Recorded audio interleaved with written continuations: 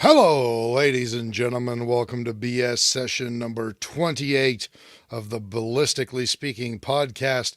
This is Deep Thoughts. Welcome to session 28 and the ongoing saga of political degeneracy that is devouring our firearms culture. Because I have a shotgun and rifle that I use for, and 22 gauge that I use for ptarmigan, moose, and black bear. You're so dumb. You are really dumb. For real. You're listening to your weekly dose of BS. Ballistically Speaking. The Ballistically Speaking Podcast.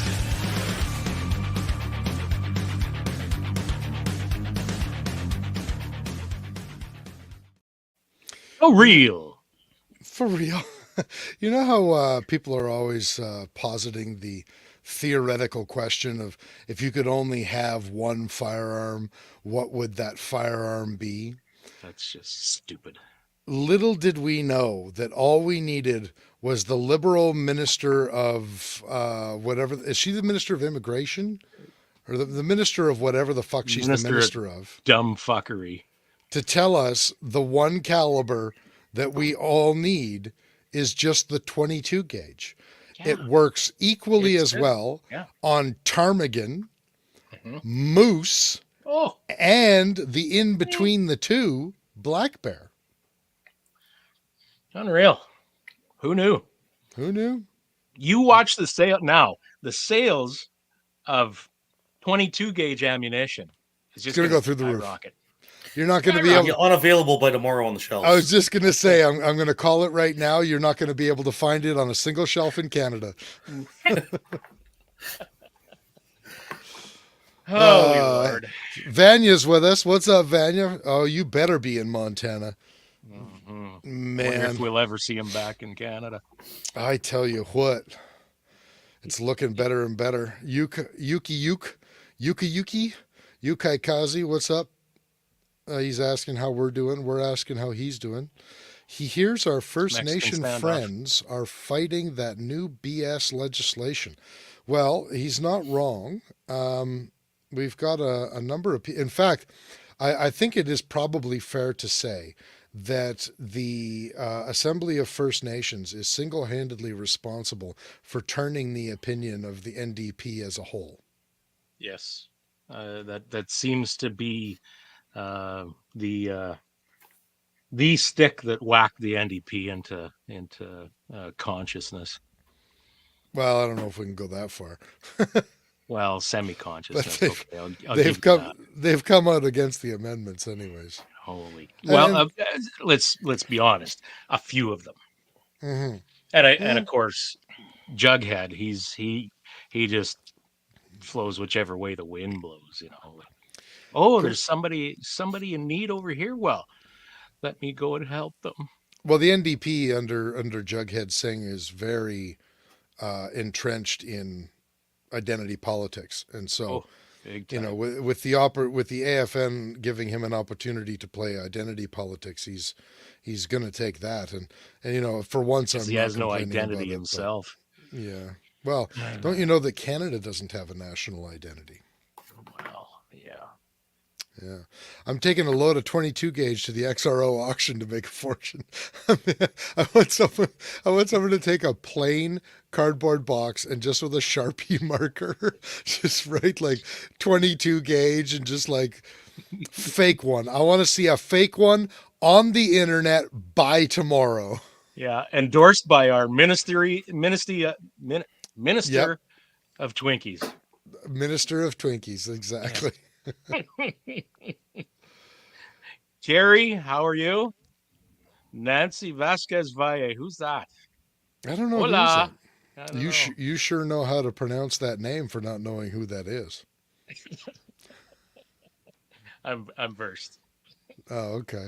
And who's this other guy we got here? His name is Oscar from Ribstone Gunsmithing. That's an interesting last name. What kind of nationality is the last name Gunsmithing? Pretty sure German. It's German? Good. It should be. That's good. How you doing, Oscar? Good. We brought you on to talk about the mess that is going on and the continual things that are happening. Last week it was just me and Kurt talking about it, and we kind of wanted to. Yeah. Who? What? Me and the other guy. You even pointed the right direction too. Me and the other guy. Oh, that's the wrong way. That's that other guy. Buddy, what's his name? And the other feller's there, eh? Yeah, the Newfies. Anyway, we brought you on because there's still a lot going on, so we're still talking about it. The reality you're our is Alberta representative, Oscar. Yeah, you're our Alberta representative. The reality is, Kurt was lazy all week, and I'm in the middle of a move with my business, and thank God the world is still falling apart, so we have something to talk about. Yeah, that's for sure. You guys were hard up for guests when I got the phone call today. Yeah, Message. That's the only time I know where I fit. I'm bottom of the list. Shit, we need a guest. Nobody else will come. Yuka Kazi is accusing me after you telling us several times that anytime you guys need a guest, just call me up. Yeah, and now we get this. Jesus Christ! Yeah, don't next tell me next you're gonna tell us your pronouns. His pronouns are Oz and Car. Yuke thinks that there's booze in my Diet Coke bottle. Unfortunately, Yuke is wrong. I don't have any booze in my Diet Coke bottle, but that's right. Before we talk about Alberta, which is kind of the major thing that hit this week, what else is going on in your guys' lives? What do you want to talk about? I don't know. We'll see where it takes us, but I have a feeling once we get through the Alberta announcement and sort of predictions on where that will go and how it'll sort of influence other provinces and groups around the country. Maybe we'll just, I don't know. We easily get into tomfoolery of some sort, so it'll. Mm-hmm. And it'll take, several twists and turns along the way, I'm sure, as it usually does. So are you saying that we should start with Alberta? I think so. Okay. It's kind of the topic of the day. It is at the top of the list. It's fairly important stuff at the moment, I would say. Well, I want to get your guys' impression of what this announcement actually is from Alberta, and B, what you think about it. Because I have a sneaky feeling that my impression, A, of what it is, and B, what it actually means, is going to be different than most other people's. That's highly probable, knowing you like I do. The contrarian that I am. The very fact that they're making announcements and fighting is absolutely fantastic for us. Yeah. Mm-hmm. I mean, there's already precedent set as far as not enforcement of the law. I mean, BC has been not enforcing drug laws for a decade or more. Yeah. Now, the big concern I have with this is the difference is, and I don't pay enough attention to what the pot situation is because I just don't honestly care that much. I'm even for legalization of it, but I never really paid much attention to what happened in BC. My guess is if a cop come up and still wanted to be a dink, they still took your pot away. They maybe didn't lay any charges, but you lost your stash. Probably, however, if that happens in Alberta and I'm out shooting my AR-15, there's a big difference between the cop taking my $30, I don't know, what's a joint worth, a couple of joints away that I walk around the corner and replace versus taking my $5,000 AR away and saying, no, we're not giving it back. Mm-hmm. Mm-hmm. Yeah. That said, I mean, if they're pushing for a provincial police force that won't enforce it at all, that would be awesome. The very fact that they're not willing to lay charges, stuff like that, is a really big FU to Trudeau, and I'm really curious to see what his response is going to be to that. Yeah. Like you said, their hands are tied because they supported BC's stance on drugs for so long that, and I think everything Alberta's doing with this is highly legal. My very optimistic side goes, 3 guns back, baby. This summer, I'm taking my AR to the range to shoot 3 guns. Right. Now, whether or not any ranges, even if that is technically maybe a case, whether or not any ranges are going to be willing to allow that to happen in a formal event situation will be up in the air for a while to see what guys say. This will be interesting. 100%. Yeah, now, insurance would be a big killer of that. Yeah.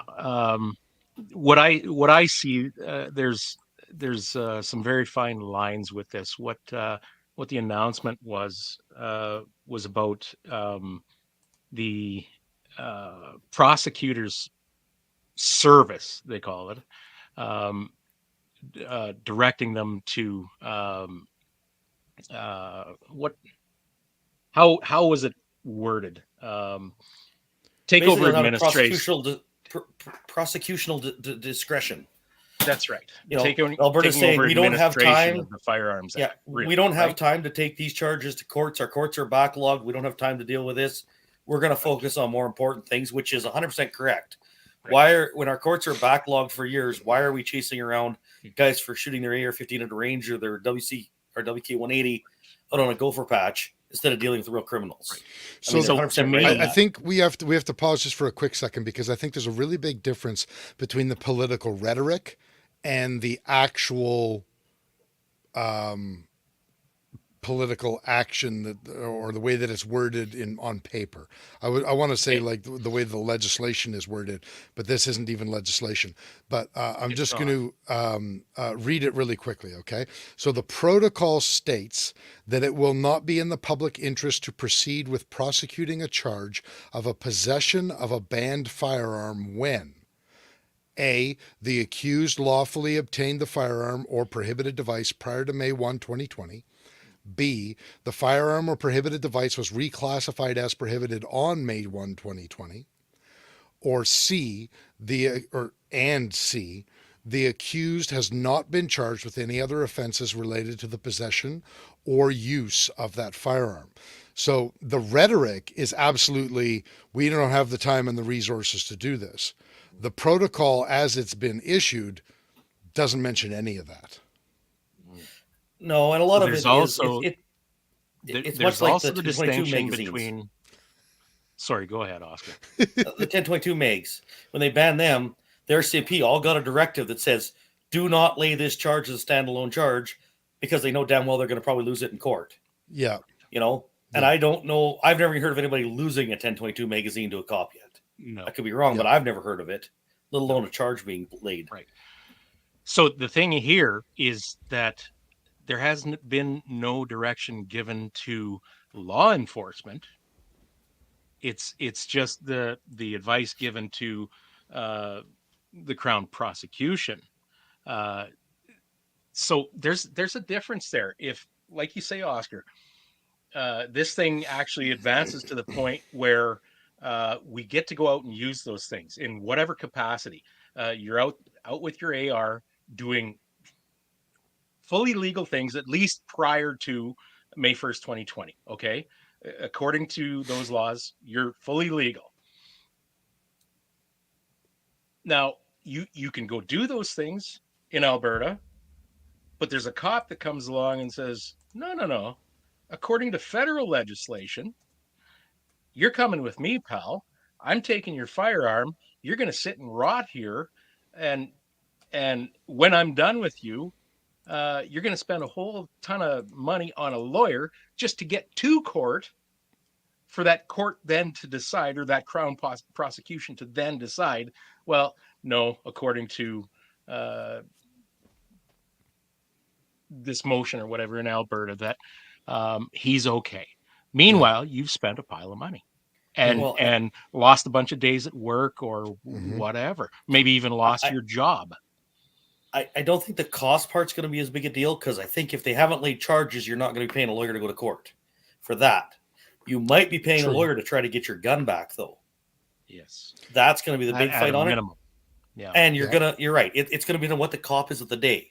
Now, I think there's a whole lot of cops out there are going to be so happy they don't have to enforce this stuff, but all it takes is one dink, right? There is a however. And if you draw the short straw on which cop pulls you over that day, on the other hand, when's the last time any of you saw a cop while you're shooting a firearm somewhere?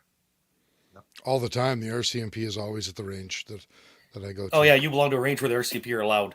That's right. That's right. But even, let's say off range, let's drop the ARs, which questionable where they can be shot now. But let's say your double K 180, your Stag 10, if you're out hunting with it. Yeah. Like what is the percentage of interaction with police for the average guy when they're hunting? Like I have never had an interaction off range with a cop, and never had a enforcement interaction with a cop on a range even. Right. You know. Right. Yeah. Although that's it only ever takes there is a one. risk. It is not risk free to go do Absolutely. it. And who wants to be a guinea pig? I have been in a vehicle driving out to where we're going to hunt. Yes. And had interactions with police officers because they noticed a barrel sticking up between somebody's legs or something like that, and they pulled us over to make sure that we didn't have loaded magazines while we were driving. I have had that, and you know, that's really all it would take is, oh hey, what kind of gun is that, young man or old man in Kurt's case? And you know, oh well, sir, this is my Stag 10, but you know, in Alberta, you're not enforcing that. Oh, really, smart ass. You know, now let me show you. Exactly. Now, I think that every concern that you guys have voiced so far, I completely agree with. Every concern that you've voiced. Here's my biggest concerns and my initial thoughts, and I admit I did a little bit of research on this because I had some thoughts but I wasn't sure, and I you know, had a little bit of a chat with my political professor that is a friend of mine today to make sure that I wasn't completely off the wall on this. This is basically what I've come to with this. First of all, this is a protocol. The government cannot, as far as I understand, the government cannot directly order a police force what to do. Okay. Generally speaking, yes, but I mean, legally that's liberal correct, government but they do it all the time. Yes, no, I get that, and they are doing it here. I just wanted to make sure that we all understand that there's a difference between the government making a suggestion and the government issuing an order. And that did you even see applies to Alberta's... the prosecutors, not just the RCP. That still applies to prosecutors too. They can't specifically order you to drop charges in this case. Exactly. So did you see that press conference with the Alberta Attorney General where he laid all that stuff out, and then the fucking media got asking their questions and just totally twisting this shit up, and he had to say it over several times. There has been no direction. As a matter of fact, that is unconstitutional, much more immoral, and we are not doing that. Exactly. And he went on to explain what the whole thing was. This is a guideline. This is what we are suggesting to like you say, Oscar, like quit gagging up the judicial system with stuff that Alberta has deemed irrelevant. So really, at the heart of this, all this is the Alberta government making their opinion known that it is not in the public interest of Albertans to enforce or prosecute in a very specific circumstance. Now, Oscar, you were about to say something. Yeah. The other thing I was going to say is, they might not be able to specifically order this stuff. And I mean, yes, you might get the dink of a RCP officer or whatever level of law enforcement.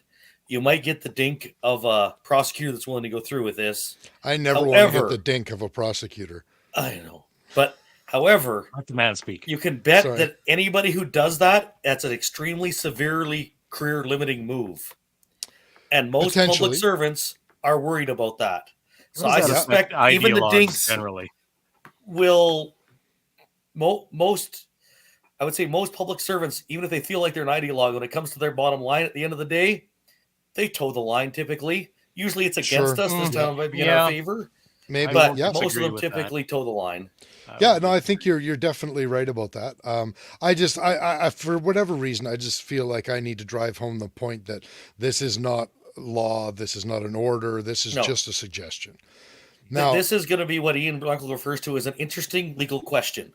Yes, exactly. So if you're the poor bastard, it's going to cost you a lot of money. Mm-hmm. Yes. So then the second part about this same sentence, not in the public interest to proceed with prosecuting a charge of possession of a banned firearm. Now, Minister starts with an S. He's the Minister of Justice. Shandro, thank you. Minister Shandro, when answering questions, specifically said that this is only in relation to if the three criteria are met collectively. So it's not an or. Like he's saying that this is a true statement unless any of the three criteria are not met. Mm-hmm. And that last statement about if it's the only charge makes me worried, because what if the cop decides to make up another charge, find something else to go with it? However, I would say the general intent, and I mean never trust intent. Yeah. But the intent is, if you shoot somebody, we're still throwing the book at you. Right. And I don't think any gun owner has a problem with that. Right. Sure. If you're doing something really stupid with a gun, whether you're exempt under this or not, we're going to throw the book at you, lay you with prohibited charges, everything else. Right. And I don't think that too many gun owners really care about that. Now, the question is, between what's kind of on-written in there and intended by the minister and what's implemented in the field is a big question mark, and none of us are going to know that. No, that's right. Probably none of us are ever going to know that confidently forever. But it also doesn't matter what the minister intends. What matters is what message is going to be getting to prosecutors and police officers. And that seems more likely that they're going to take what's written down rather than what he says. And what is written down is, by and large, not what he said in his press conference. But again, the minister's the guy who eventually you're accountable to if you work in public service. So at some point, it's, do I listen to what his intention is, or do I play that line and we'll run by the ragged dotted line and put my career on the line to make these charges? Yep. And that's going to be the question for whatever prosecutor and officer you are dealing with. Well, and I also think this is also a reason why I think they're looking at going to a provincial police force is, well, the provinces have a lot of say over the RCMP under provincial regulations. A provincial police force, they're going to have even more say over on, are you even going to bother these people, or are you just going to say, have a good day, sir, and go away? Right. Yeah. Okay, but hang on now. So let's go through these three criteria here. So number one, accused lawfully obtained the firearm or prohibited device prior to May 1, 2020. We all get that. We don't like that. Nobody's trying to protect somebody who bought a gun on the black market after May 1st. Okay. Number two, the firearm or prohibited device was reclassified as prohibited in May 1. So they're saying, this is specifically in relation to the order in council, which they find is unjust to begin with. Yeah, it's not going to apply to a modus or a stare aug or anything like that. Right. Now, here's the interesting one that I think that we've skipped over thus far. The accused has not been charged with any other offenses related to the possession or use of that firearm. Now, here's why that's interesting. The protocol itself only mentions the possession of a banned firearm. And the exemption is if they have been charged with the possession or use of that firearm. Everybody's going wild on social media right now about, I might be able to use my AR-15 again. Oscar, you expressed the hope that you might be able to compete, like next summer, or I forget exactly what you said. Here's the thing. This is only protecting our right to possess the guns that were banned in the order in council. It is not protecting our right to use them again. So it's conceivable that we've just turned a full circle and landed in the exact same spot we are in now. All this is doing is extending the already in place amnesty, but in perpetuity. Damn you, Chris. I'm sorry. I was floating on a bit of a cloud today. But I'm still of the opinion that is not, you're right, that's how it's written. I read that too and went, that's a sticking point for me that gives me great concern. Yeah. However, again, the intent I get out of the minister's statements is not that. So I'm curious to see where this goes in the future. They might re-clarify that. They might. Right. But he did. I don't think they're done fighting this yet, and I don't think. I do agree with that. And I mean, no matter what, this is a huge FU to Trudeau. For sure, absolutely, and I don't think I'm even curious think what Trudeau's response is going to be. Let's assume for a moment ways, that this is only important things right now. Yes, I completely agree. If the only teeth that this has is to let Trudeau know that the provinces are not going to sit idly by while he continues to fuck, especially with the West, then I'm on board with it. Yes. But I think that the average gun owner has to be very cautious when they are interpreting what is happening here. And even Shandro, again, not in his address, not when he was reading his statement, but when the right questions were asked during the question period afterwards, he specifically said that the intent here, and I'm paraphrasing because I didn't write down exactly what he said in answer to that one question, but he said the intent here is to counteract making criminals out of Albertans when the amnesty that is currently in place until October 2023, he said, we believe that it will inevitably lapse and they will inevitably not renew it, and that on that day, thousands of Albertans will become criminals. And he said that this protocol is intended to head that off at the pass. He said it's a year away, a little less than a year away. He said, but the time to act is now. And that leads me to believe that politically, for the votes, I think that they almost want people to think that this is fighting and allowing you to use the OIC guns again. But I think that even he knows that isn't going to happen and that doesn't have any teeth. And I also don't think that it's a mistake that they write in here that if you have been charged with the use of that firearm, then the possession of that firearm, or you being protected from the possession of that firearm, is not going to apply. Well, realistically, at this point, there's a bunch of us throwing rocks at a well-armed mob. Yeah, well, let's be honest, it's going to be that way anyways. I mean, the ownership of guns for protection from our government has always been just to make people feel better anyway. It's a fallacy. Yeah. Is there the possibility, at least, though, that this is the first step? I mean, we're treating this right now as though, okay, this is Alberta's stance on this right now. Hopefully, some of the other provinces will follow, and throw our stake in the ground.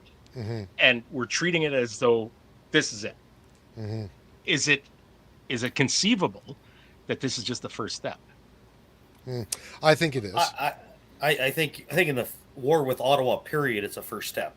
Not just gun related. I think 100%. I think Alberta's ready to finally ready to go to war with Ottawa. Yeah. Yeah. And I think Saskatchewan's much on the same board. I think Saskatchewan is maybe not as much on the same board. I think they're willing to follow. Not as much, but I think they're willing to follow Alberta. More so than they ever have.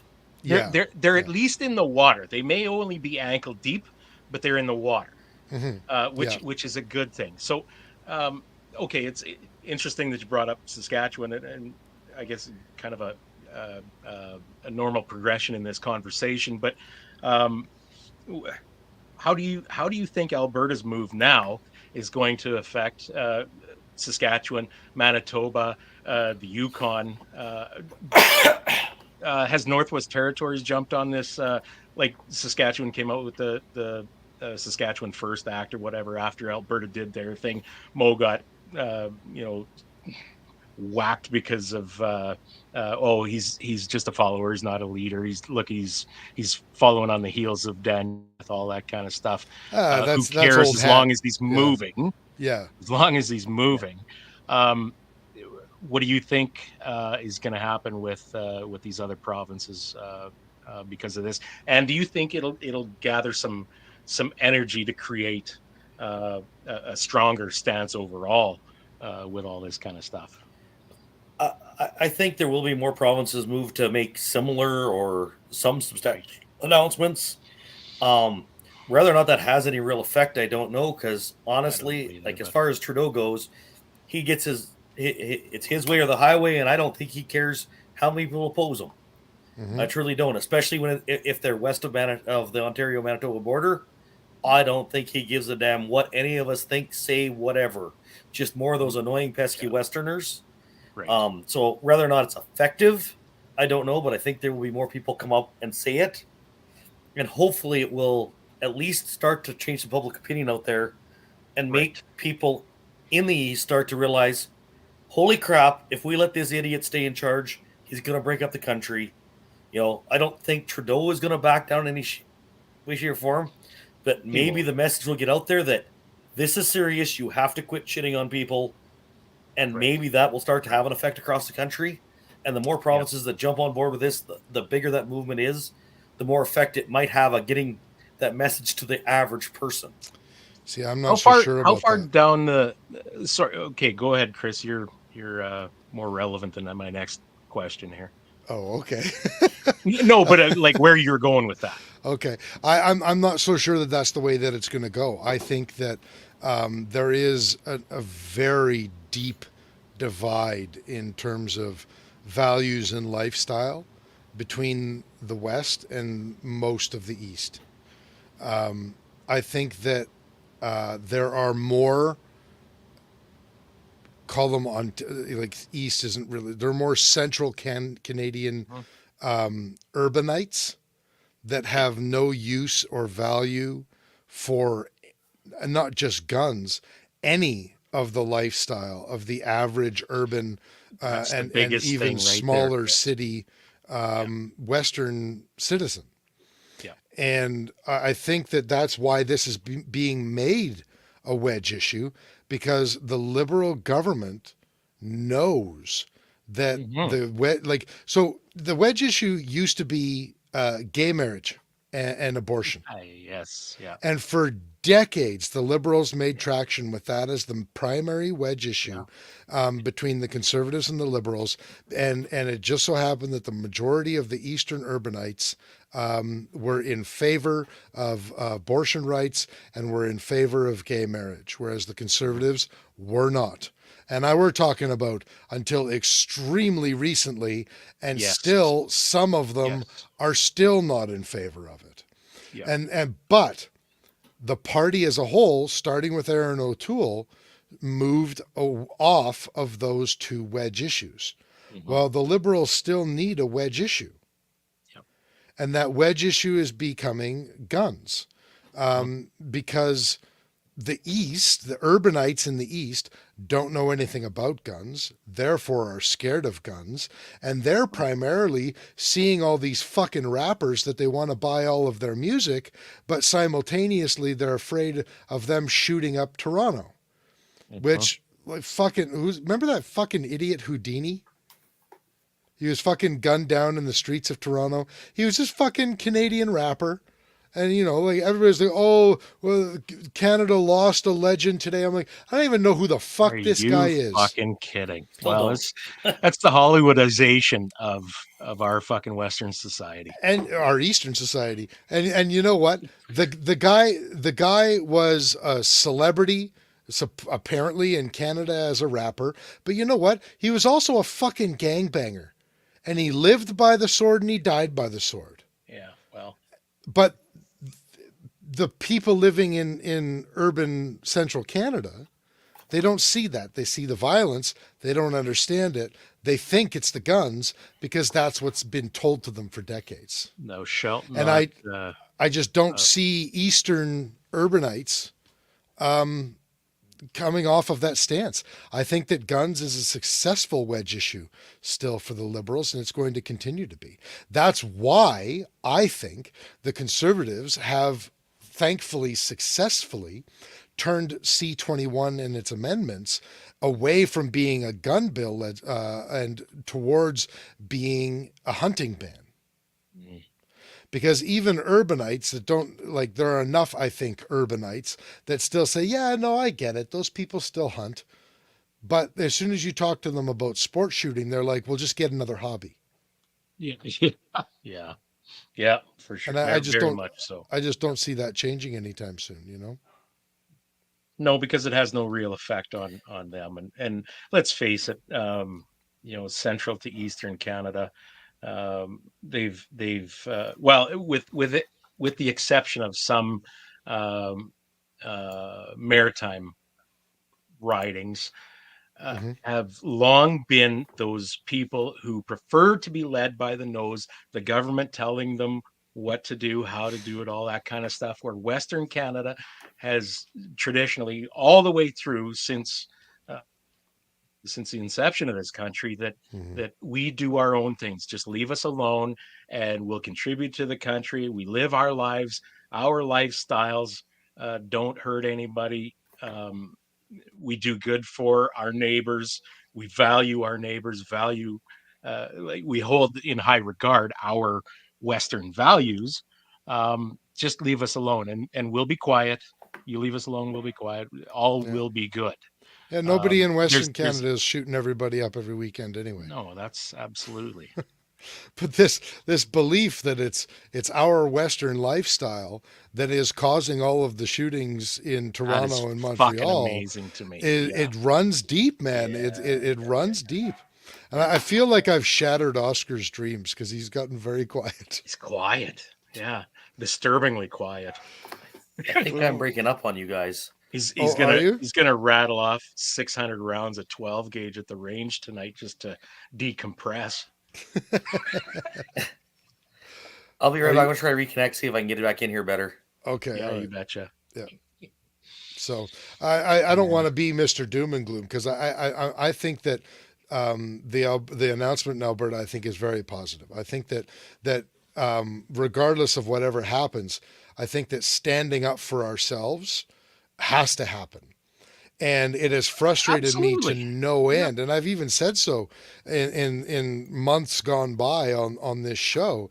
It frustrates me to no end when the provinces just lay down and take it. Mhm. So Oh, I think that whether yeah. a protocol is effective, whether a sovereignty act is going to be effective, whether Saskatchewan First Act is going to be effective, at least we're fighting now. Well, like let's face facts here. This whole Sovereignty Act or Saskatchewan First Act or whatever label you want to put on any of the participating provinces would not be an issue if all along all of Canada had been about all of Canada. Mm-hmm. But all of Canada, the voting, the effective voting population of Canada is not about all of Canada. They are about the Toronto, Ottawa region, and fucking Quebec. And unfortunately, it's been that way since 1867. Amen. Are So, you back better, Oscar, or are you still getting fucked over here? I think I'm still jumping in and out. Can you guys hear me good, or am I jumping in yeah, and out? yeah, you we seem can good hear you here. okay. I do notice Yeah, that your video is chopping, but your audio is not stuttering. Okay, here's a little work on my end, but I'm getting most of the message. yeah, I would say the big thing is it's the fight with Ottawa is not. You're right. Guns is a wedge issue. I don't think we're going to win the East over on guns per se, but I'm hoping that if we make enough stink and stuff, people will go. Is guns a big enough issue to split this country up over? Yeah, Or do we have to start to it's give some not. concessions to West to keep peace in the country? yeah, Right, right. yeah.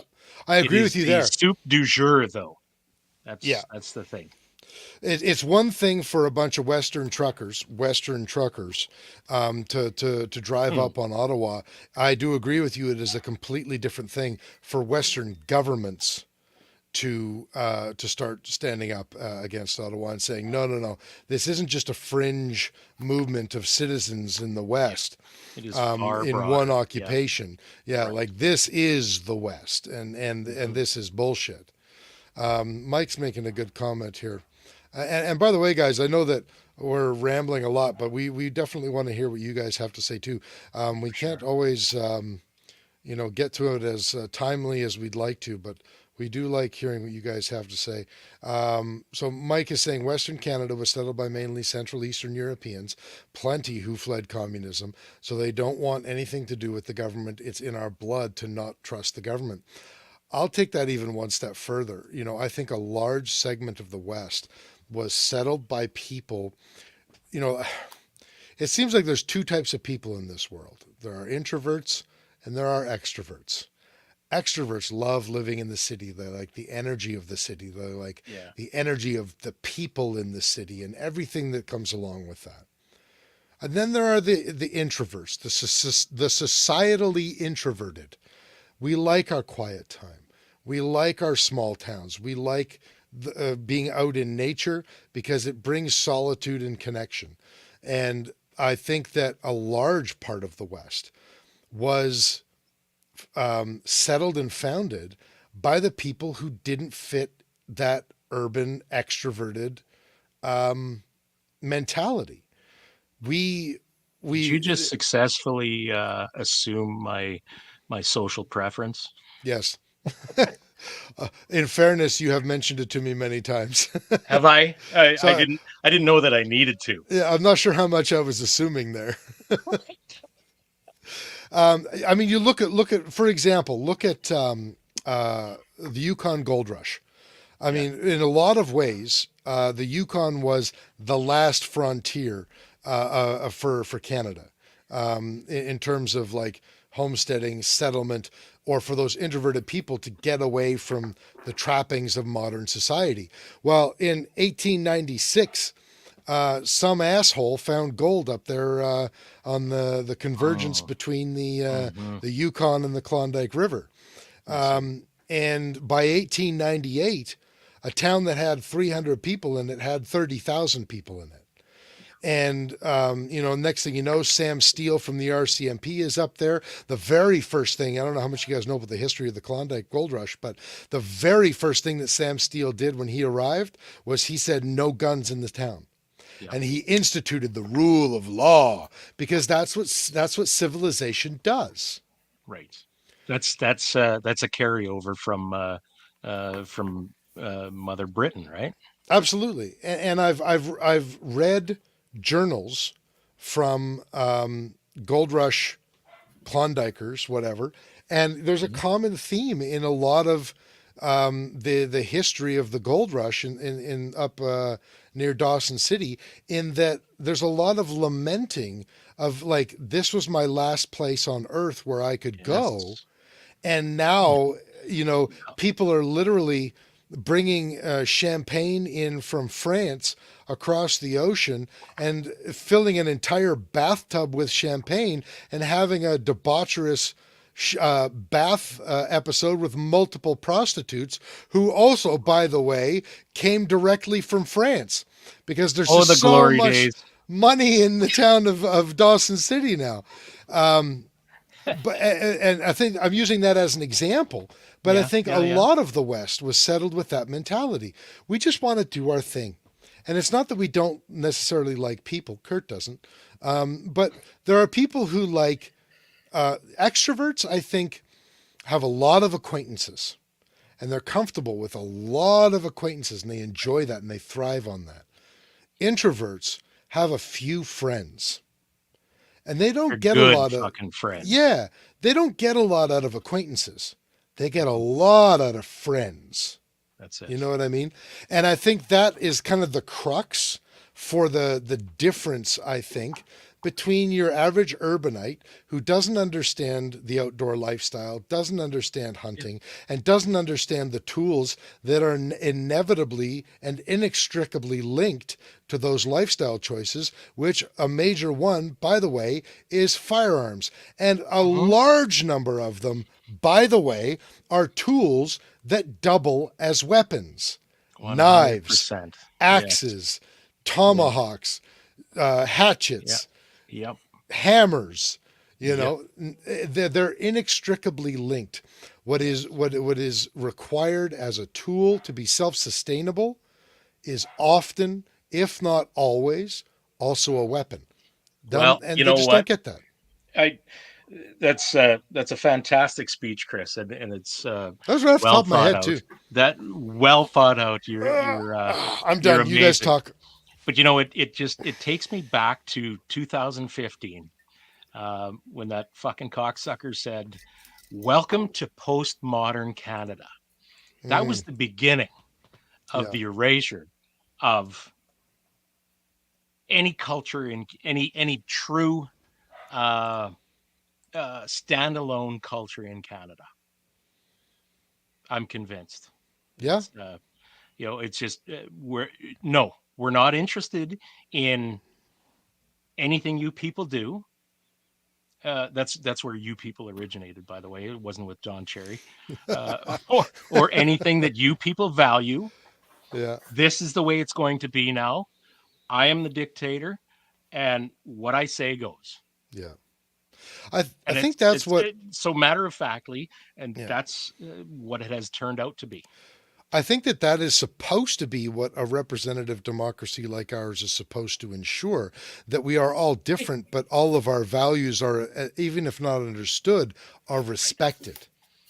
And that, I think, has become the problem lately, is that other people's values are not being respected. Now, all of a sudden, just because somebody has different views, sure. But now all of a sudden, just because somebody has a different view than somebody living in the Laurentian Triangle, now all of a sudden you're fringe and your views are unacceptable. And I'm not, this is the thing. I'm not just talking about right-wing values here, because I've said it a million times. I'm not a right-wing guy. No, I've never agreed with the conservative right when it comes to gay marriage and abortion and all of that sort of stuff. But by the same token, it imposes on the individual. Right? Absolutely, absolutely. Like yes. I believe in individual freedoms. Amen. And I'm not a left-right guy. I'm a authoritarian libertarian guy. And I will lean more towards, not extreme libertarianism, but I will lean more towards libertarianism in the sense that it guarantees individual freedoms every time. The problem is we don't live in a country that respects individual freedoms in any way, shape, or form anymore on anything. No, you're right. Well, unfortunately, we never did. And that's the problem. We don't have that constitutional protection. Even our constitution that is written really doesn't offer any protection and is regularly ignored by the courts anyway. Yeah. And definitely ignored by our politicians. Right. Yeah. Like, so where do we go from there? Yeah. Rights, the only rights that ever exist for an individual are the rights they're willing to stand up and defend. And as Canadians, we're not willing to stand up and defend them. We take whatever the government gives us. And until that ends, they will continue to beat up with us anytime they want. And we're at the will of the majority. Clearly, we do not live in a country where individual rights matter. Sure. We are in a country that's run by the majority, and that's it. We are not in a representative democracy. Essentially, we're run by the mob. That is all our country is right now. And the Liberals are really, really, really good at playing to the mob. They are. They're not good at running a country, but they are very, very good at playing to the mob. Right. Bread and circuses. They've got it down to an art, and they're really good at it, and they're doing it to us every day. And that'll do it for BS session 28 tonight, folks. No, it won't. I got so much more to say about this, but apparently I must have said something last week that had Luke thinking that I was like a hard leftist or something, because he appreciates that I just believe in freedoms and that I'm not just a leftist. Like, Luke, I'm all about keep your friends close, keep your enemies closer. But the fact that Chris is on this podcast with me, no. I do think that you made an interesting point, Oscar, that I hadn't really thought about before, and now all of a sudden I am thinking about. You said that we do not live in a country that values individual freedoms anymore, and it made me think we never have lived in that country, and this might be the lesson, or the most important lesson that I don't think will get learned, but should get learned in this country. It won't get by the right, especially right now. Yeah. Is that, like, you either believe in freedom or you don't. And if you believe in freedom, then it's there's the religious argument. I get that when it comes to abortion. That's a very complicated topic when you're talking about the religious argument for about abortion. But a lot of right-wing guys nowadays, they're not even making the religious argument. They're just making the right-wing argument about abortion. And frankly, Chris, do you really find there's that much argument about abortion out there? The media plays it up nonstop, but I don't think there's that many conservatives give a damn about abortion one way or the other. I bet you it's 3% of conservative voters actually care beyond the just, there might be more of them that would vote for it, but it's not an issue for, I would bet you 97% of conservative voters. They don't care. I can't tell you how high a percentage, but I can tell you that there is I know many personally, and ironically, a lot of them are in Ontario. But do there you think are it's a major political issue for them, or just? Well, no, not anymore. But I think that's also new. Not in the big scheme. That might be because that was being used as a wedge issue. Yeah. Sure, yes, but that was being used as a wedge issue by the Liberals in like less than 10 years ago, less than 5 years ago. It's being used as one right now. When Roe v. Wade got overturned in the U.S., which no matter how you think about abortion, from what I understand, it was bad law. It was overturned because it was bad law, nothing to do with abortion. The law itself, bad law. They might still bring back in abortion laws or outlaw abortion laws, but it was bad law. But as soon as that came out, Trudeau was up here playing as a wedge issue in Canada. And I don't think there was many Canadians gave a damn about Roe v. Wade, and it didn't affect us anyway, but it was instantly a talking point on CBC. Yeah, and that's a travesty in itself and a whole other topic, I think. Yeah. But there were a bunch of people that picked up on that in Canada just because they're a bunch of fucking sheep chirping like magpies, I guess would be a better way to put that. Well, it's a wedge issue. It's back to bread and circuses. Look what they're doing over there. They believe in this. Right. We need to stop these people. Yeah. Nobody up here said anything about abortion when Roe v. Wade fell apart. Right. Yeah. No, that's right. That's wrong.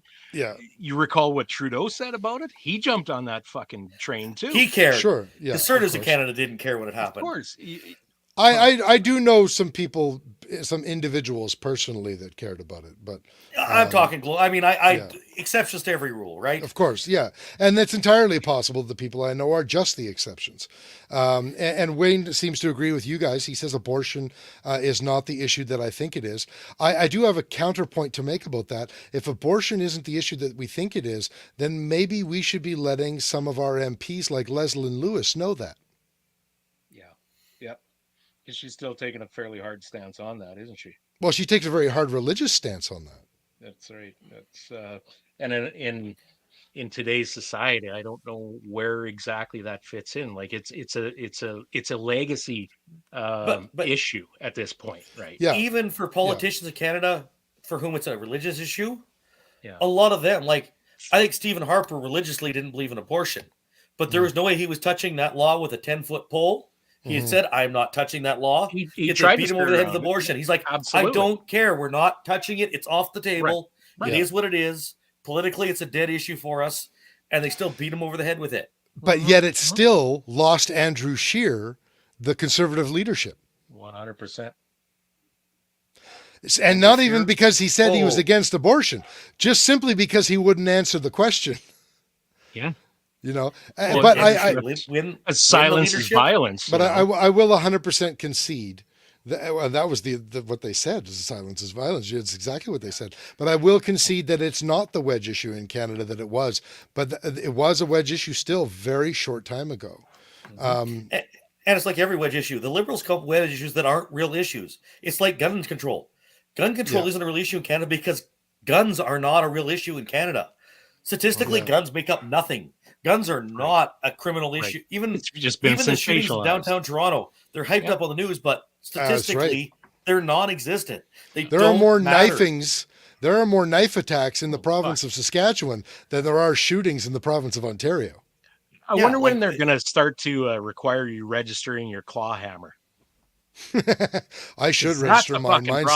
Mine's pretty assaulting. Nancy Pelosi will probably come out with that pretty soon. Oh, that's not good. Where were we going with this? Look at this. I'm more afraid of a 93 Dodge Caravan with bald tires. Amen, brother. You know what I'm afraid of? Here's something fucking ironic. You know how, was it last week or the week before I was talking about a Toyota RAV4? That was last week? Okay. Yeah. Yeah. Guess what fucking happened to me this week? Oh, did you have another harrowing experience there, young girl? What's the name of those little short wheelbase Kia CUVs? I don't know. Whatever. It was a Kia this time. It wasn't a RAV4. Okay, I'm trying. It ain't working. I ain't driving it. For those who are familiar with the city of Saskatoon, I'm driving south between Marquis Drive, not Marquis, you motherfuckers. I'll give the French their due. Between Marquis Drive and 51st Street. It's a 2-lane road the entire way. I'm in the right-hand lane. Yeah. This fucking blue hair in this little, I guess it's a Kia Soul. Everybody's like, Soul, Kia Soul. Like the last 6 comments of the Kia Soul. Relax, people. So I guess it was a Kia Soul that she was driving, is driving in the left-hand lane just ahead of me and beside me. Okay. About a half a block ahead of time, I notice the white fucking Dodge half-ton signaling left with his fucking brake lights on, and my brain, without having to register it consciously, says, that guy's turning left and stopping in the left-hand lane. Well, the little blue hair didn't notice that. So at the last fucking second, she slams on her brakes. My mind registers, fuck me, she's not going to rear-end him. She's going to swerve in 3, 2, 1. And she swerves right into my lane to avoid rear-ending the guy because she would have smucked him good. Chris is on the gas. No, I was slightly behind her. I would have fucking pitted her. So to avoid wrecking both of our vehicles, I swerved to the right. I'm up into the snowbank because the snow is piled all up on the side there. I'm all the way up into the snowbank, completely hung up in about 1.5 feet of hard packed snow in my fucking Jetta.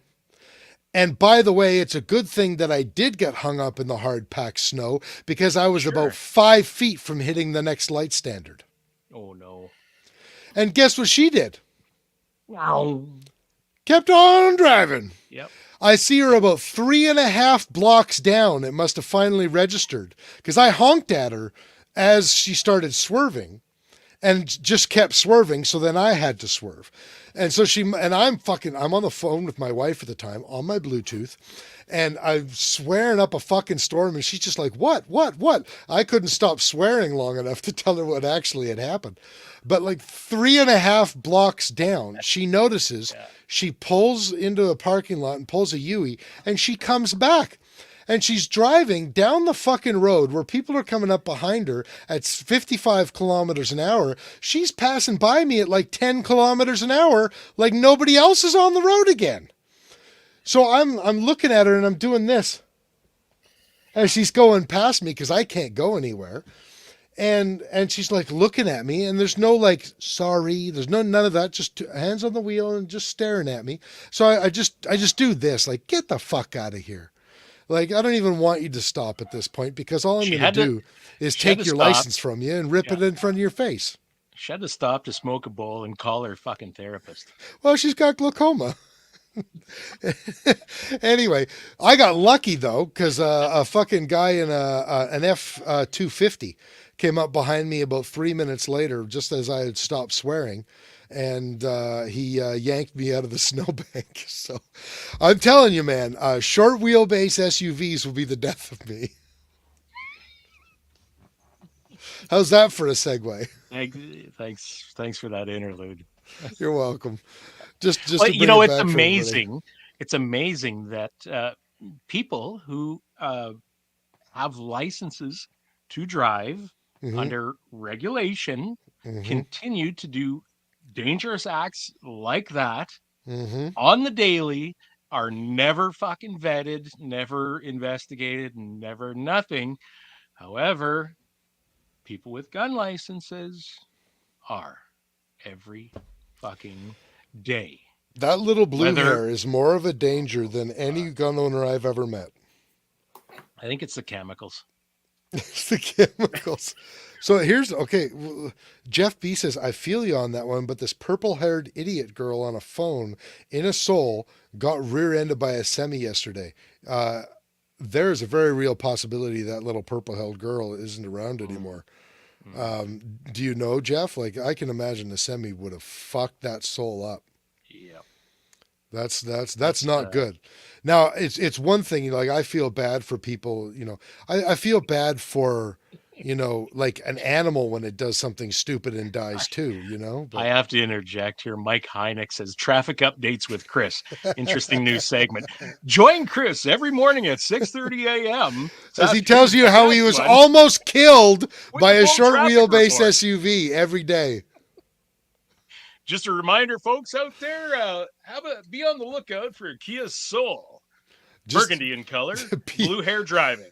Be on the lookout for any blue hair. Well, no, because the other one, the lady was young. The one that almost knocked me into the 5-ton was, or did knock me into it. She was like 35. Yeah. So it's not the blue hairs.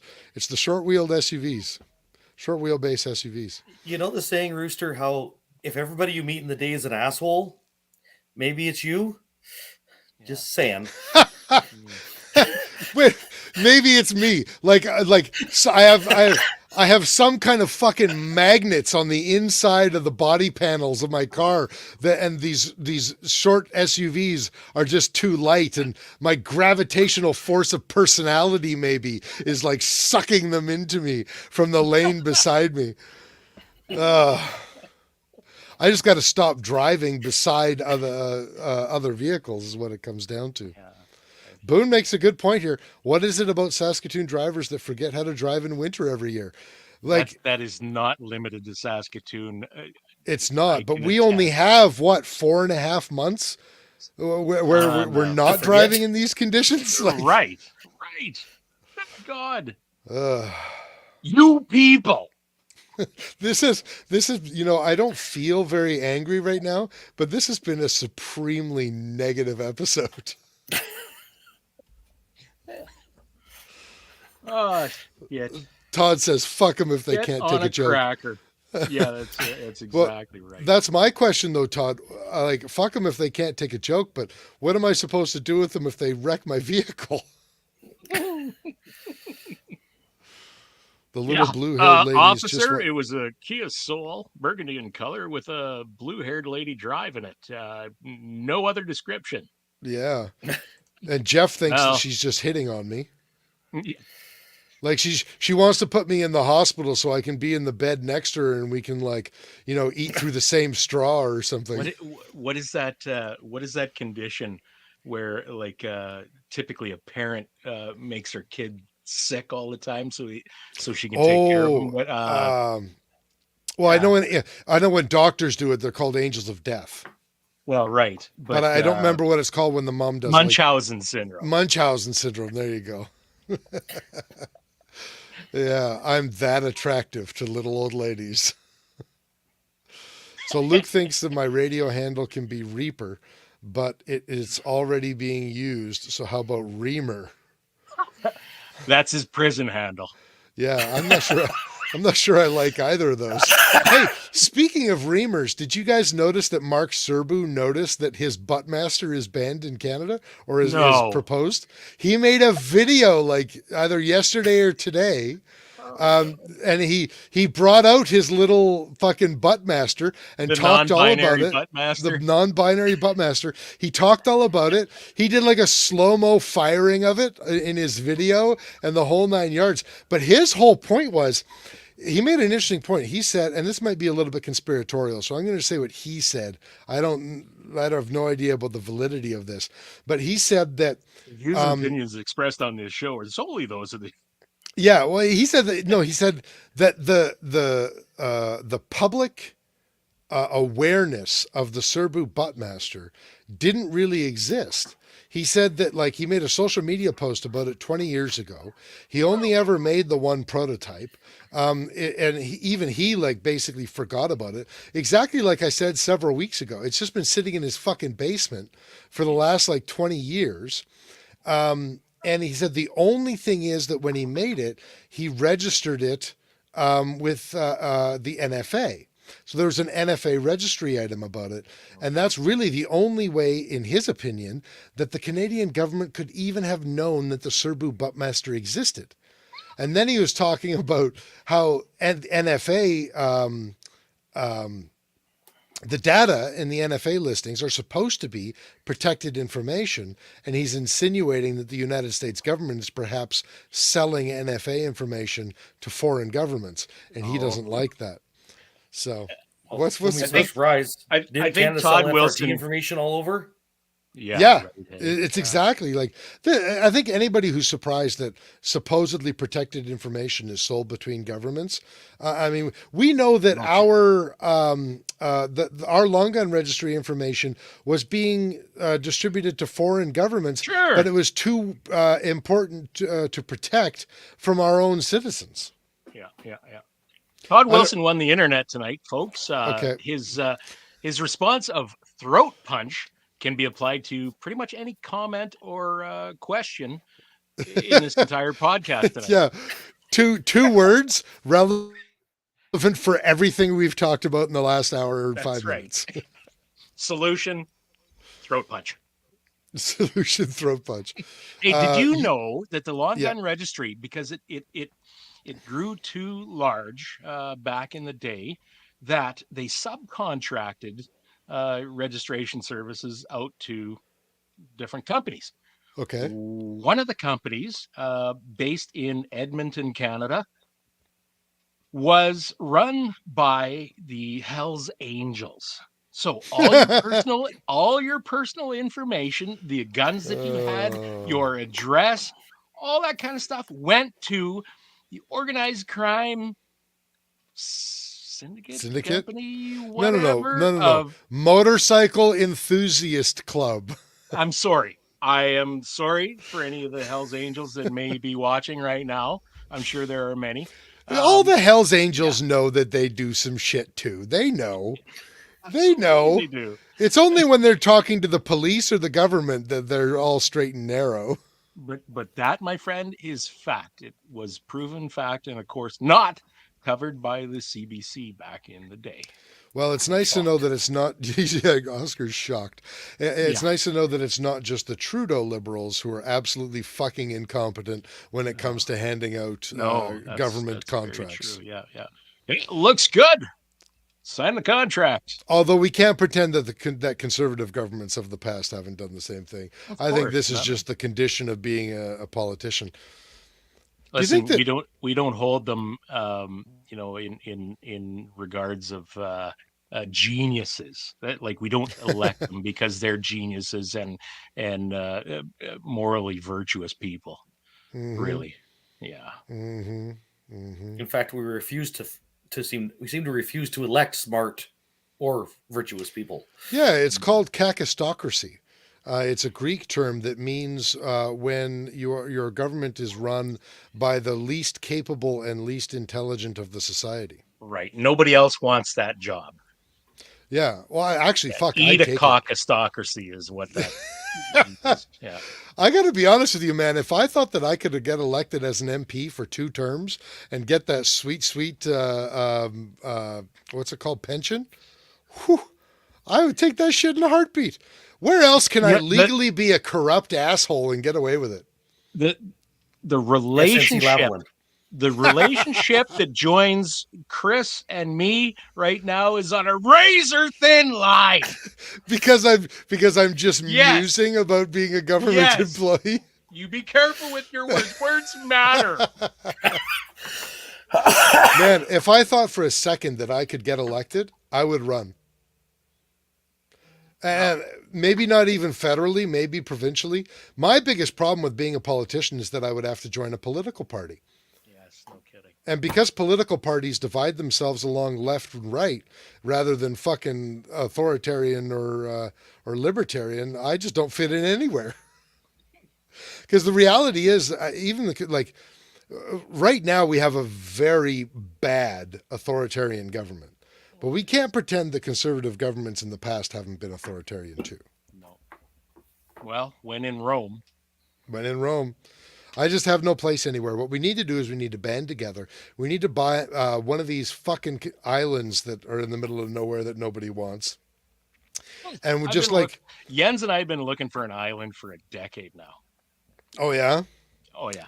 Man, I'm in. As long as we name Island. two islands. Okay. We name one Sodom, the other one's named Gomorrah. Okay. That's my only conditions. Who wants to deal with that? I'll deal with Sodom, you deal with Gomorrah. Okay, so you said a while ago, what is this about Mark Serbu? Did you all see that he made what he made for Sarkisian? I saw the thumbnail of that Sarkisian video where he was mentioning something about Serbu, but I did not see the video. No, I'm afraid I didn't. I'm assuming you guys didn't see it either? No. And then, of course, Uke has to take a stab at me because he hasn't done it for a couple of weeks. Maybe the poor choice of words, he had to take a stab at me, but he likes that there have been multiple mentions of the Buttmaster from his favorite power bottom. Uke, you're in real danger of being doxxed here. Doxed. Mike made a good point about what we were saying earlier. The Yes. 5 Eyes, 9 Eyes, 14 Eyes intelligence agreements mean that they can freely trade information with governments. Also, if you have a VPN, make sure it's not based in a 5, 9, or 14 Eyes country, which is hard to do, to be honest. Right. Is the Netherlands one of the Eyes I'm governments? Not sure.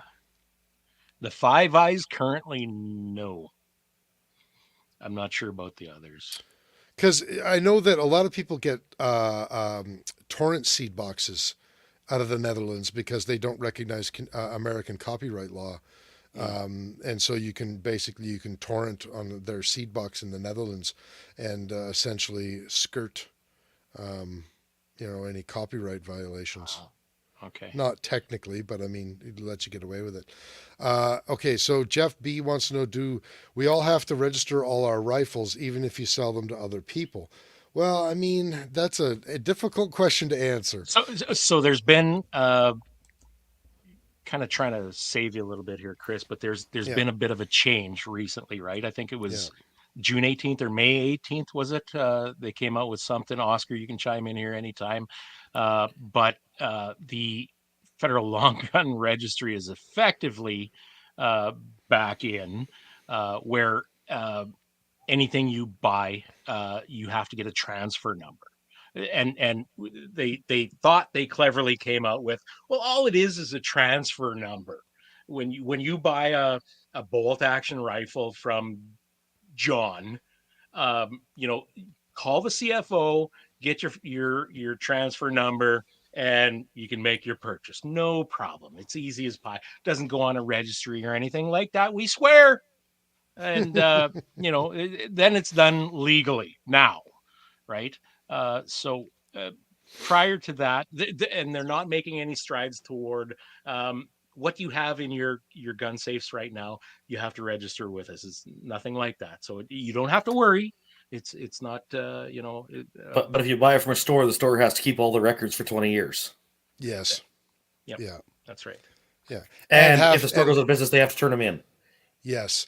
And even if they don't go out of business, they're obligated to turn them over upon request. That's it. Yeah. So interesting way of looking at that. So kind of yes, kind of no. Right. But I mean, like it's such a stupid thing, The reality is that introverted citizen that I was talking about before, they just don't want the government up in their business. They don't want the government fucking around with them. And so they will do silly little things and skirt silly little laws that really don't mean anything, just in an effort to keep the government the fuck out of it. Not out of any nefarious intent. There's no danger of anything nefarious happening or dangerous to the public. Yeah. It's just a technical violation, and it's born of the people who just don't want the government fucking around. Right. And laws like we just mentioned create criminals out of those people That's it. Yeah, exactly. who aren't dead danger at all to anybody. No, and it comes down to too is a matter of the government's been proven to not be trustworthy information forever. Right. Yeah, well, ask the people of high level. Right. When I was younger, yeah, I didn't have a problem with gun licensing, really. Mm-hmm. I mean, you got to have a course, have an idea what you're doing with a gun before you can buy one. Mm-hmm. That makes some sense. I can understand why people think that. Yeah. However, when you get to be more knowledgeable, and I still don't think having knowledge of what you're handling when you're handling a firearm is a bad thing. Yeah. The problem is government can't be trusted with that information of who owns guns. Mm-hmm. That's the problem. If it comes right down to it, if I look at it, my libertarian stance, I would trust anybody, I'll say 18, but honestly, probably anybody to go into a store, buy a gun and walk out of the store. If you are a free citizen, you are not in jail, you can walk in the store and buy a gun, and there'll be less danger to society than the government having a list of gun owners. Because you look historically, a list of gun owners is very bad. Even if your government doesn't abuse it. I mean, when the Nazis invaded certain countries, they had a list of gun owners. They went to the police station, got a list of gun owners. Guess who was on the list to get shot by the SS? Right. You know, and that's the case of a foreign government. But internal governments have done so many bad things to people who are on lists throughout history that I do not want the government to have a list of gun owners. Well, and I would take my low-hanging fruit with anybody with a gun versus the government having that list, because the government's proven to be so much more dangerous than the average citizen. For sure. For the average citizen, absolutely. You look at crime and especially violent crime of the total population of Canada. Who are the people committing those crimes? Right? It's a very small percentage, and they're completely dismissing the people who do good in the society. Completely dismissing them. Mm-hmm. And none of the laws we have in place stop any of those people from doing those things. That's right. Well, Bill C-5, for fuck's sake. Have you guys had a look at that? It's just fucking amazing. Anything. Which one's C-5? Fresh memory. C-5 is that one that reduces or in some cases eliminates mandatory minimum sentencing for any crime committed with a firearm. You go fucking rob a bank. You go shoot at somebody with the intent to hit them with the projectile, I think is how it's stated in that bill. You're not subject to a mandatory minimum. You know where I was going. Well, it's a long time ago, back like 2003 or 5 or something like that. I was looking, and I'm sure the numbers haven't changed drastically, but I didn't much just had some time on my hands to do much stats, Canada research, stuff like that. And 80% of people on trial for murder had previous convictions of violent crime, right, up to and including murder. So if we kept violent criminals in jail, we could cut the murder rate by 80%, according to that. Yeah. So, well, at least the murder rate outside of prisons. Yeah. Well, I don't know about you, but I'm not terribly concerned about the murder rate in prisons. I don't lose a lot of sleep over that. Well, can you imagine though? Yeah. Can you imagine for a second the proposition that there will be so much law enforcement going out to collect firearms from legal firearms owners versus using those same resources to track, monitor those violent criminals, those proven, convicted violent criminals out in society. Well, that's the way. You and I have to register an address change. We cannot move and not tell the government. Yeah. Precisely. People with previous convictions of violent crime, it would be unconstitutional to require them to register their address change to the government. Well, but a lot of them are constantly moving on purpose. Yeah, just quite simply so that they are difficult to track by the government. Right. They're not stupid. Yeah, well, because the next time that they... But they're not stupid. Yeah. Well, the next time that they want to hold up a 7-Eleven, they don't want to be inconvenienced afterwards by the police showing up at their door. Right. Yeah, they want to make it a game, a challenge. Yeah. Come find me, you fuckers. Yeah. In regards to VPNs, Boone says either Sweden or Switzerland, he can't remember, has the strongest privacy. I would guess that's probably Switzerland. They're pretty famous for that. Yeah. And then in regards to the licensing aspect of Canada. Jeff, for those who don't know, Jeff B is coming to us from the United States of America. He says, "Wow, not here. Stores in my state only keep papers for 5 years. But if my neighbor wants to sell me one of his rifles, I just hand him his money and he hands me his rifle. No paperwork." Now, what's interesting about you saying that, Jeff, so we've had a licensing system for a very long time in terms of you can't buy or sell a firearm. Well, you can't own one to sell a firearm unless you have a license. And right now it's the possession and acquisition license. It was the firearms acquisition certificate prior to that. And then it was even like, there was another name for whatever the fuck they called it even prior to that, I think, wasn't there? Right. Yeah, I think there was. But we're going back to the 60s or something, or prior. No, late 70s. Late 70s. Okay. Yeah, it all started with the automatic firearms ban in 1977. I think the FAC came in 78 or 79, I think. Okay. Yeah.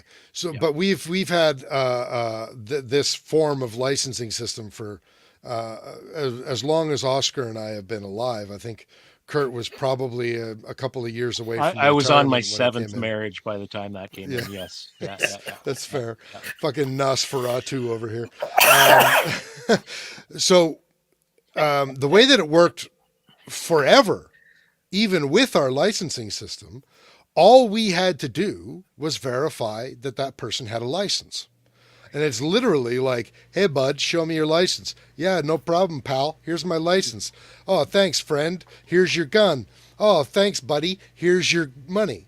And it was over with. Yeah. And in the case of let's say, Oscar selling me a gun. Well, Oscar and I have been, we've known each other for a significant amount of time. We've both proven to each other multiple times that we have a gun license. And so, it's not an issue. We could sell back and forth. There's no real problem there because we have verified that each other has a license.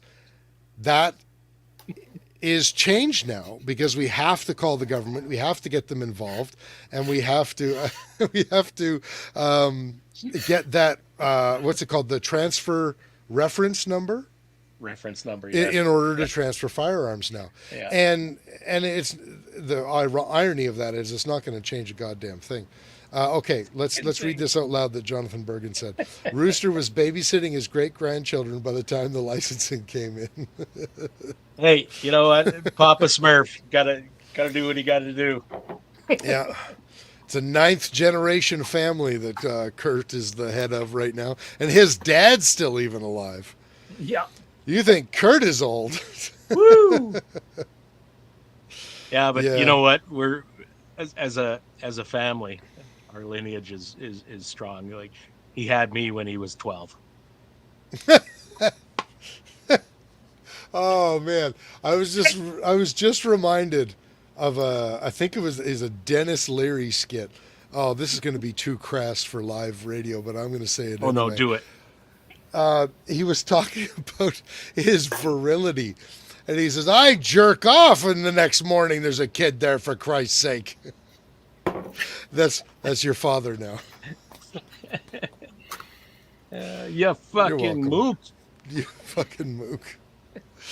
Guys, if we solve the world's problems, I think next week, well, we need to discuss this because we haven't even discussed it off air. But next week, I have one more thing as well, but go ahead, Chris. Okay, well, I was just going to say next week is the 23rd of December. Are we doing an episode next week? Well, I think we might as well. And then probably not again until January 6th, eh? I think so, yeah. So you heard it here first, guys. We're only taking 1 week off. So we will do an episode next week, the 23rd, and then not on December 30th, and then we'll be back on January 6th. All right, what were you going to say? It's a little bit late, but I have a hard time interjecting here when you get going, Chris, which is not a shot. You listen, you have a lot of good stuff to say. It's great. But I'm just wondering, the RCMP in, especially right now, Alberta, the future of the RCMP in Alberta and maybe across Saskatchewan as well. What do you think that is going to turn into? Because it seems to be trending toward that provincial police force versus the RP, getting rid of the RCMP, honestly. I'm not sure what your guys' thoughts are about that, both positive and negative, and realistically where that might really be heading. What do you think, Oscar? I think it's probably heading there. I think the government we currently have has some intent besides like the previous government. They talked about a lot, but I don't think there was much happening. I mean, Danielle Smith was in Premier for a couple of days, and she tasked her minister with starting the process. That's right. Yeah. I think Isn't as far that inspiring, as though, to be honest. Yeah, like honestly, I think as far as boots on the ground, I don't think it's going to make a big difference to the average Albertan. You know, they might be able to prioritize rural crime, a little stuff like that. But let's face it, they're hiring the exact same people back. It'll just be the provincial cop that gives them the bullshit ticket on the highway. Yeah, mind you, would they be more? Would there be more direct control? I think there'll be a little more direct control. There'll be a little less of the. I mean, theoretically, RCMP answer to Alberta. Realistically, I don't think that really exists. I mean, they still are born of Ottawa, so I think that control will be good for the overall thing. And I think everything Western provinces can do to set themselves up for independence, if necessary, every step along the way gives us more credence to our threats when we demand stuff. Like, I think you have a police force, a pension plan, whatever, collect your own taxes, anything you can do to get in a position where you now have to really say, hey, treat us fairly or we're out of here, is a good thing. 100%. I don't think it's day to day it's going to make a big difference to the average citizen if we go to provincial police force. It's probably going to cost more money. However, they say the feds subsidize 30% or whatever. You can't tell me there's not 30% kickbacks back to Ottawa somewhere. Amen. Amen. So it's all contract work, right? With the RCMP to the different provinces. So the thing I can say about all this is that the step in that direction to a provincial police force rather than the RCMP, which is controlled by Ottawa, is you know, how do I say this? Every step makes the mile, right? So this is one of the first steps. Brother. Mike cannot wait to be elected junior volunteer sheriff with the new Alberta Police Force. Well, listen, there's going to be a lot of that kind of stuff too, and I'm sure if the day ever comes, that'll be looked at, and people vetted, all that kind of stuff. And again, it goes back to, I think, the Western values that we hold that are different than Central and Eastern Canada. That if you uphold these values and want this for your individual province, yes, we can work with you in an authoritative not an authoritative capacity, a position of authority, a position of authority within that province. Yes, you'll fit in here, and you espouse our values as a Western and society. If you can do, like, I mean, BC notoriously gets all the transfers of RCMP that are on the naughty list. That's you know, true. For them, I can't believe they still have the RCMP because they seem to get all the deadbeats. I mean, but I can't tell me that isn't happening elsewhere. So we could get rid of that problem of troubles being transferred in from somewhere else. The other thing is, I mean, yes, we need people that are trained to be police officers. I'm sure a lot of them currently will be the guys who are in the community right now are going to get hired back in the job. But going forward, 100%. Maybe our new officer in town doesn't come out of downtown Toronto. Maybe he comes out of Sedgwick or Stettler or yes. You know, we don't get somebody who the first traffic stop when he finds a guy with a 22 on the seat that was gopher hunting has a heart attack. Like I say, someone who espouses our Western Canadian values. And I mean, that's going to take time. That's not going to happen the day we get a provincial police force. It might be building towards that to a degree. That's part of the problem is that we want something, we want it now. Yeah. Instead of that gradual build up to a greater thing for the whole.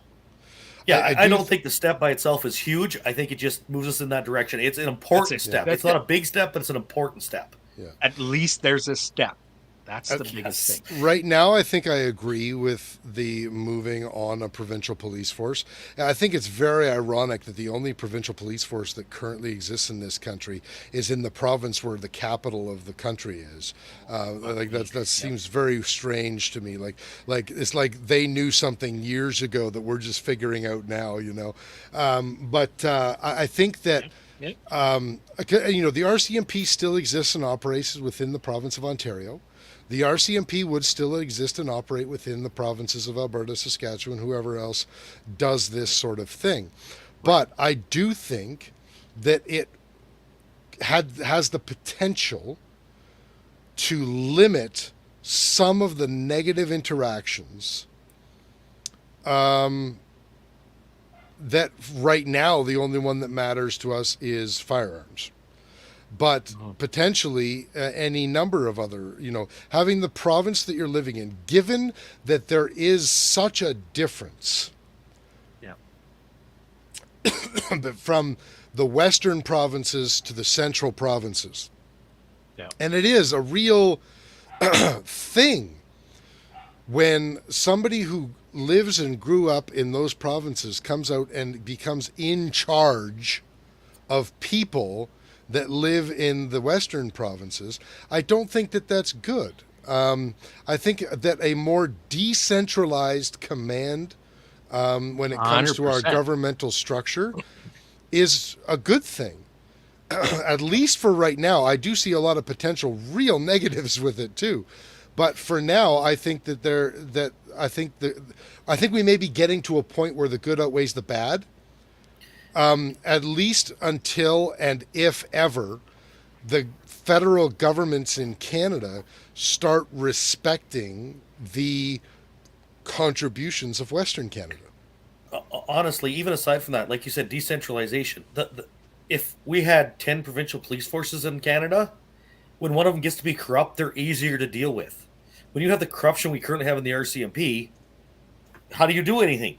There's such a big organization, and who do you replace them with? If you have 10 provincial police forces, now the RCMP exists, but they're way smaller.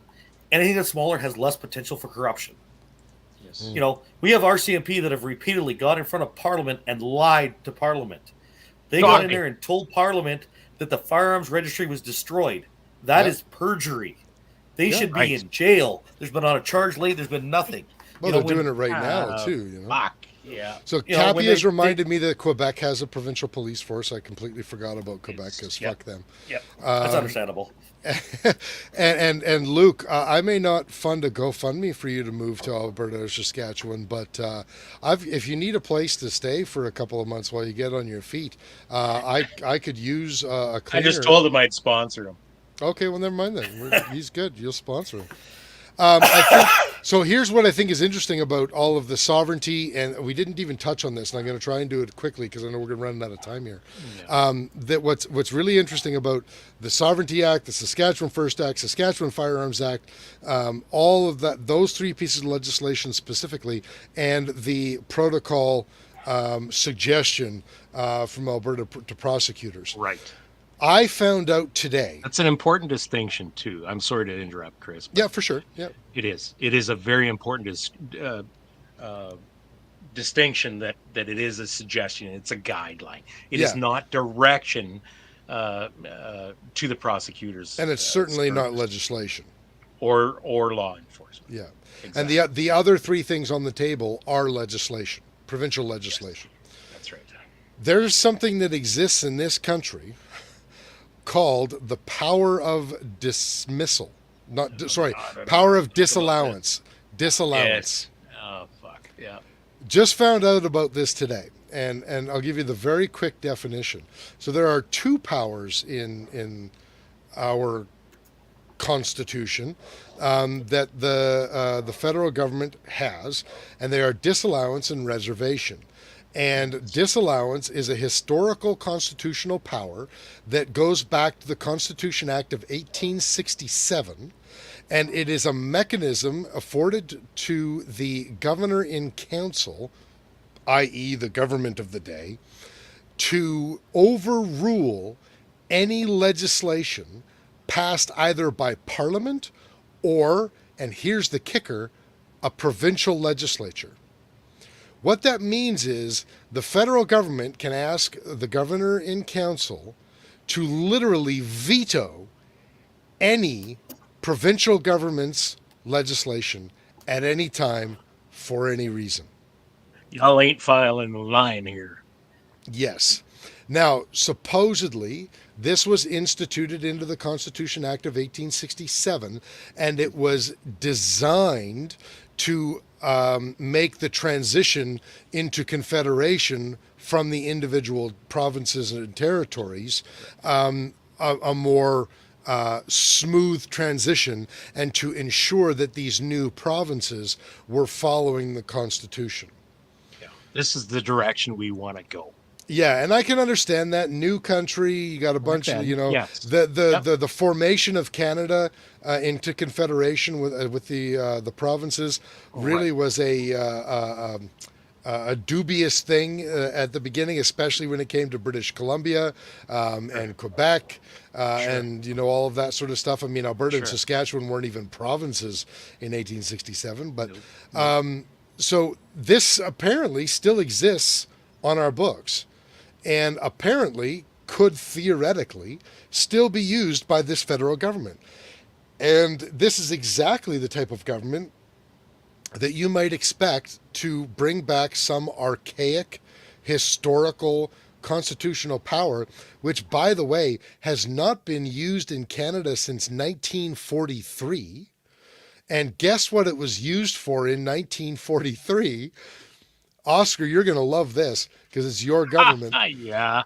The Alberta provincial government in 1943, obviously during the war, tried to pass legislation that would restrict land sales against Hutterites and other, quote, enemy aliens of Canada. Can you imagine? In this day and age, can you imagine? They didn't want anybody of German or probably Japanese or probably Italian descent owning property in Alberta. So they passed legislation to make it so that they couldn't buy property. And the federal government said, nope, we're going to enact our power of disallowance. And they literally vetoed that bill in Alberta. But it has not been used since 1943. I'm actually surprised they vetoed that at the same time they were interning the Japanese. They were. Right. That's right. Yeah. Isn't that a little hypocritical, right? Yep. Not to stick up for that law in Alberta, but I'm surprised it was vetoed. And not just the Japanese, by the way. They didn't just intern Japanese; they did it to Italian Canadians too. No, they did to others too, but the Japanese would have been like the majority of the internment was Japanese. That's right. And I've had that argument with people before too, like, oh, this couldn't happen in Canada. Like, yes, it has. We interned the Japanese. We took all their property, and we never gave it back. And that was only internment camps. It was only 80 years ago. There's people alive today who were alive when that happened. I have a feeling the best part is coming up, Chris. Oh man, Jesus fuck! You guys know who George Takei is? No. He played Commander Sulu in Star Trek. Yeah. Oh yes. Yeah. So he's obviously American, but him and his family spent time in a Japanese internment camp in the United States. I don't know. And I thought it was an interesting That's fact. right. No, in California, I think, right? I think they were in San Francisco, yeah. I think that's where his family had moved, but I don't know if their internment camp was in California or not. But I think it was. He did a fucking musical about it. What? Oh, I didn't know that. Yeah, George Takei is a singer too. But he was in a musical that was literally about Japanese internment. Like a karaoke singer? I don't know about that. He's that was so inappropriate, old Father Time. I was there. You were there. Yeah. You visited George Takei in 1942. Anyway, I'm probably out of interesting historical facts, and I hope everybody can sleep tonight knowing that the power of disallowance is a thing in Canada. It is still there, right? It still exists. Well, sure. There hasn't been anything, as far as I understand. There's nothing in the Constitution Act, or not Constitution Act. What's the one called from 1982? What's the act called? Come on, motherfucker. Okay, where? So we have the Constitution Act of 1867. What the hell was the one? The Canada Act of 1982. Oh my God. Oh no, and it was also called the Constitution Act of 1982. Right. But as far as I know, there's nothing in the Constitution Act of 1982 that overrode the Constitution Act of 1867, at least insofar as the power of disallowance is concerned. All I can say is let them try. I'll be interested to see what happens. At this point, I'm kind of just willing to sit back and watch the just fall where they may and watch the fireworks. Imagine? Like the house is on fire. Let's see what happens. Yeah, that would be something. Boom Country Hydrographics, North Dakota in the house. Why'd y'all share your bad weather? Putting a crimp in my prairie dog hunting. I got to tell you something there, Boom Country. All the shitty weather we're all experiencing right now, that all came from Colorado. It's literally called a Colorado low. That ain't us. That's you motherfuckers down south. I think appropriate interpretation is Give him the old British raspberry. Nice to see you from North Dakota, though. That's awesome. You betcha, Boom Country. Yeah. All right, guys. Wow. Sorry, did I cut you off, Oscar? No. Okay, good. Well, probably, but I was done anyway. Probably. It happens on occasion here. On occasion. So Randy, this is okay. Randy Carey says, my German-born grandfather was interned in Quebec during World War II. Ironically, he was conscripted into the Canadian Army during World War I. Isn't that skills. Interesting? I know that I knew that some Germans were interred, but I certainly not on the scale of Japanese for sure. Well, they were harder to tell apart. What? That's a lot of why the Japanese were interned. They were easy to pick out in the street. No, I wasn't laughing about. I wasn't laughing about that. Oh. I was laughing about Yuka Kazi. I believe Colorado is responsible for the weather because that's where one of my sisters lives, and she's a bitch. However, I mean, witch. Oh, that's even better. Like a true witch? Well, we wanted to wish Bending Ballistics a happy birthday, but he seemed not to join us tonight. So fuck that guy. Happy birthday. Happy birthday, Bending. We hope you had a good birthday and everything else. And just in case you guys don't know who Bending Ballistics is, check out his YouTube channel. Just do a quick search, Bending Ballistics on YouTube, and you'll be able to find that sumbitch monkey nuts right there. Are we? Do you want the last word, Oscar? Anything you want to say? Gonna take you another 10 minutes, but did you guys discuss the Saskatchewan Firearms Act last week? What's up with that? Okay. I've looked into that. There's not much to discuss, really. It's very vaguely laying out additional laws. As far as my interpretation goes, it doesn't seem to be countering anything that Ottawa has put out. No. The Liberal government has put out so far. It's a kind of a grandstanding position that instead of all these things, we're going to introduce these other things in addition to what we already have. So that'll make everybody feel so much better. I think it's more simple than that. Smoke show. I think it's more simple than that. It has to do with the CFOs in each province. That was my dramatic interpretation. Okay, I got you. Terry Bryant in Alberta has very much been about like, look, we're not doing anything wrong. Fuck off. Bob Freeberg in Saskatchewan has been a lot more about, look, we're responsible gun owners. We're going to prove to you that responsible gun owners. And by the way, I'm going to crack down heavily on the people who are not being responsible gun owners. Right. And I think that is reflected both in the Alberta Protocol and the Saskatchewan Firearms Act. And here's why I say that. The protocol, first of all, is very much about, look, like just don't take their guns. We're not going to enforce it if you do take their guns. Right. And then we'll see into the future about whether they get to use them again. The Sask for Firearms Act is not about don't take their guns. The Sask Firearms Act is at its core, it's about, well, you know what? We're just going to make sure that you get fair compensation for it.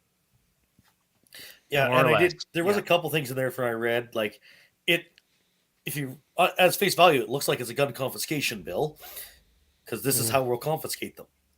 Yes. But it also has some things in there to make it very, very difficult for the feds to do it. Like, they can only collect 3 guns at a time. They have to have Saskatchewan licensing to do it. They have to have, it's one of those things where you can come take them, but it's going to take you 2 decades to get through our process to actually make it happen. Right. Sure. Yeah. So I think it's throwing legalese, which is still an FU to Trudeau. So I like that part of it. Yep. It worries me that the next government comes in and can use that very same piece of legislation to make life hell for gun owners in Saskatchewan. Yes. That's the part I don't That's like. my concern. Unfortunately, I don't think that the Saskatchewan Firearms Act is written very well. I think it was written in a big hurry. Well, like so many and things, it has a lot of ambiguity. The intent is well-meaning, but like we discussed with this announcement in Alberta the other day, that there's a vast difference between intent and written into law. Absolutely. And unfortunately, I don't think this one's just written as well. I really want it to be. Trust me. It's a position. It's a political fucking position. That's it. Yeah. And we came out and said these things. Yeah, and I'm not sure that they'll even have difficulty passing this into legislation because it doesn't really have any teeth anyway. Right. All it really means is like, we'll make sure that you don't get paid $900 for your $1,500 gun. You know, and then the question becomes then, it's like, okay, so let's say you pass this legislation. Well, now you're obligated. So when the federal government comes and says, I'm only giving them $900 for this gun, then the provincial auditor or whoever, provincial assessor says, well, no, this is worth $1,500. The federal government's just going to say, well, then fuck you. You pay them the $600 difference. That's it. Yeah. Now the provincial government of a province with only 1.2 million people in it, which, by the way, has a serious healthcare problem that we need more funding for, is now on the hook to spend more money buying people's guns back. They've kind of just obligated themselves to actually buying our guns from us. What do you think that'll do with the public political support? Oh, it's going to trash it. It's going to absolutely trash it. And I don't want that. I don't want that. No. I don't, frankly, after the last 2.5 years and all the bullshit that we went through because we don't have a properly funded healthcare system in this country, I am all for boosting our healthcare funding to the fucking nth degree, because the next time another fucking wave of COVID comes around that they think is a problem, I don't want any more of that shit. Problems. Well, no, I agree with that. No, it's other issues. Well, I think the only problem isn't the lack of funds, but yeah. Fuck. What did Jeff say? But the real question remains is the criminals will keep their guns and the honest citizens are going to be losing. And that's true. Yep. But low-hanging fruit. It's been that way since the days of kings and queens. Yep. Amen. We're just maybe a little less willing to accept it these days, or at least we're willing to bitch about it more. All right, everybody. Easier to bitch. Yeah, for sure. Please check out the show at facebook.com/BS podcast and leave a review to let us know how we're doing. Also, if you like the comment, please leave a like on the page and share. Also, email us with any questions you might have. Make sure you like right now. We've only got 6 likes. Now. RFN. Email us at info@bspodcast.ca. And again, a massive thank you to all our sponsors. Without you, we wouldn't have a show in the first place. That's Oscar. That's right. We'd like to thank Shane and Steve with EM Precision Rifles, Miles Carey and Cappy with call sign 66, Duncan and Rob at Bolt Action Coffee, Phil Odell at Odell Engineering, Doug and Niza with March Scopes Canada, Vanya and Carly with Apex Optics, and our illustrious guest, Oscar with Ribstone Gunsmithing. Thank you, everybody, for what you do. letting us ramble on about political fucking horse shit on the internet. We don't actually do many political episodes, but now we've done two in a row. This one was full on. I'm hesitant to make this promise on air because we usually shit the bed on this sort of thing, but we're going to need to come up with a pretty good Christmas episode next week. Yeah, we are. Yeah. You need to dress like Santa Claus. I'm just saying that right now. You need to fuck yourself. You know what? For my gym. You need to chickadee check yourself. You know what I have for my gym? I have a full-on Santa Claus outfit. You need to reassess. I will let you borrow it. Means to you. I will. Your friendship means nothing to me in regards to viewership for the show. You heard it here first, folks. I have nothing to Wait. Entertainment first. Entertainment first. Oscar, anyway. What do you think? Any last words? Any shout outs? Any fuck yous? I think I said a lot. All right. Yeah, Luke, I see you're trying to get hold of me. I'm not very good with Facebook. Send me an email. Oscar@ribstonegunsmithing.ca. If you had listened to our sponsor ad reads, you'd already know his email. That's right. Pick up your game.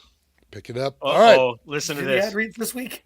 Hey, Rooster, if you dress dress up as Santa, Chris dresses as reindeer himself. Yeah. Rudolph, what? Bitch. Somebody needs to get me a Rudolph outfit, and I'll do it. If it means you dress up like Santa, I'll fucking do it. Just don't call me a ho ho ho all episode. All right, folks. Thanks for joining in. Where's our? We'll see everybody next week. I got the click. Here we go. You got it. Got it. Because I have a shotgun and rifle that I use for, and 22 gauge that I use for ptarmigan, moose, and black bear. You're so dumb. You are really dumb. For real. You're listening to your weekly dose of BS. Ballistically Speaking. The Ballistically Speaking Podcast.